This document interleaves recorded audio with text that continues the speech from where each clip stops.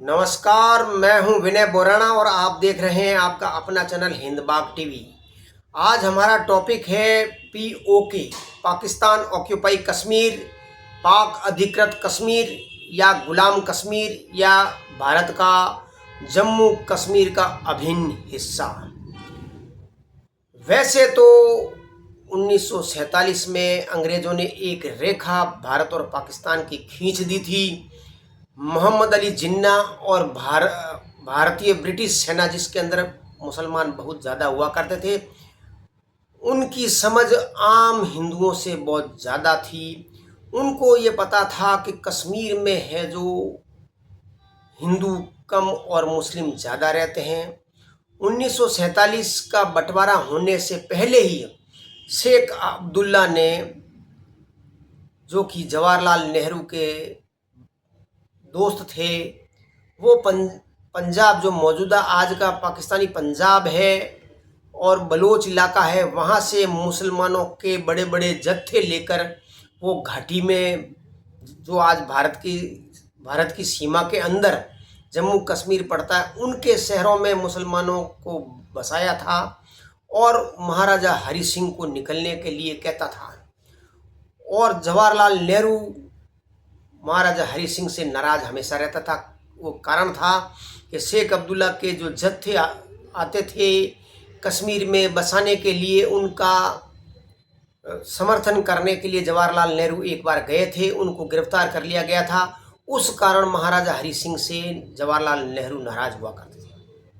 बहरहाल, आज जो स्थिति है पीओके की, पाकिस्तान ऑक्यूपाई कश्मीर की, वो मौजूदा पाकिस्तान के हुक्मरान या शासन के सैनिक, शासनाधिकारी या सैनिक शासक असीन मुनीर या शाहबाज शरीफ, कोई भी हो, उनके साथ उनका संघर्ष चल रहा है। जब से नरेंद्र मोदी ने धारा 370 और 35A को समाप्त कश्मीर में किया था, उसके कारण पाकिस्तान ऑक्यूपाई कश्मीर में हमेशा खलबली रही है। 370 धारा का मतलब ये था कि भारत के कश्मीर के अलावा जो लोग हैं वो कश्मीर में नहीं बस सकते थे, और 35A का मतलब ये था कि जो पाकिस्तान के रहने वाले लोग अगर कश्मीर के निवासियों से शादी करते हैं तो उनको भारत की नागरिकता मिलती थी। ये धंधा, ये चौपट राज है जो नरेंद्र मोदी ने खत्म कर दिया था। और ये धारा खत्म होने के बाद पाकिस्तान बौखलाया हुआ है, उसको समझ में नहीं पड़ रहा है वो क्या करे, क्योंकि पाकिस्तान के हुक्मरान ये समझते हैं कि अगर हिंदुस्तान से नफरत की जाएगी, काफिरों हिंदुओं से नफरत की जाएगी, तो वो पाकिस्तान का अस्तित्व बचा सकते हैं। और ऐसा हमें लगता भी है कि पाकिस्तान का अस्तित्व हिंदुस्तान से नफरत करने के कारण ही बचा हुआ है। और गैर भाजपाई दल जो राज किया था भारत पर, कांग्रेसी ने या दूसरे विपक्षी ने, उन्होंने सदैव पाकिस्तान का पोषण ही किया था। बीजेपी सरकार ने पाकिस्तान का पोषण नहीं किया था, उनका पानी रोक दिया गया है। अब जो सुविधाएं भारत के कश्मीर को बहुत ज़्यादा मिलती है बनिस्बत पीओके के कश्मीर में, उस कारण उनका लालच बढ़ जाता है कश्मीर के, पाकिस्तान ऑक्यूपाई कश्मीर के लोगों का, कि अगर हम हिंदुस्तान में शामिल होते तो हमें भी फ्री का माल को मिलता। चूंकि अब वो मुस्लिम है, मुस्लिम पर विश्वास कौन करे। भारत ने मुस्लिमों पर विश्वास करके धोखे ही खाए हैं। बलोचों पर भी है जो भारत सरकार दांव नहीं लगाती है, क्या मालूम वो पलटी मार ले। क्योंकि बांग्लादेश के हाल देखिए आप, जिसके भारत के रहमो करम पर वो बांग्लादेश बना था, भारत के रहमो करम पर वो जिंदा हुआ था, वो भारत की पीठ पर खंजर घोंपने का काम वो करता रहा है। पाकिस्तान ने धोखे से पाकिस्तान बनाया या मूर्ख बनाकर बनाया, तो वो बार बार हमें वो धोखा देता है, ये विश्वास नहीं किया जा सकता। आज पीओके में अगर पाकिस्तान के हुक्मरान उनके ऊपर अत्याचार कर रहे हैं और घोर अत्याचार कर रहे हैं, उनका पानी ले रहे हैं, उन पानी से जो बिजली बनती है उनको बिजली नहीं दे रहे हैं, उद्योग धंधे हैं नहीं, सड़कें हैं नहीं, और कई तरह की जो जीवन जीने के लिए प्राथमिक चीज़ें होती है, हॉस्पिटल वगैरह, उनके पास है नहीं, और महंगाई चरम सीमा पर है। वो एक या दो टाइम का खाना खाने के लिए भी मजबूर है कि वो एक बार ही खा सकें या दोनों बार नहीं खा सकें। इतनी हालात बेकाबू है, लेकिन फिर भी वो ये सीधे तौर पर नहीं कहते हैं कि हमें भारत में शामिल कर लिया जाए। कुछ विश्वास तो प्राप्त हो।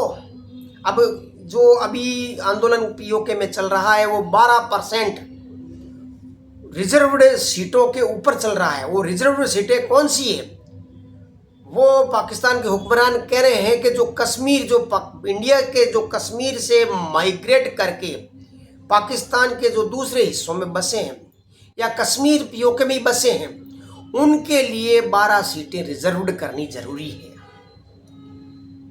तो कश्मीरियों को, पीओके के कश्मीरियों को यही दिक्कत है, क्योंकि ये 12 सीटों का खेल ही जो दूसरे पाकिस्तान के पंजाब और पाकिस्तान के दूसरे हिस्सों के मुसलमानों को वो कश्मीर में पंचायती करने का अधिकार देते हैं। पीओके के लोग जो है इंसान ही है, धोखा बार बार खाकर वो भारत की तरफ देखते हैं, लेकिन भारत की तरफ वफादार नहीं है।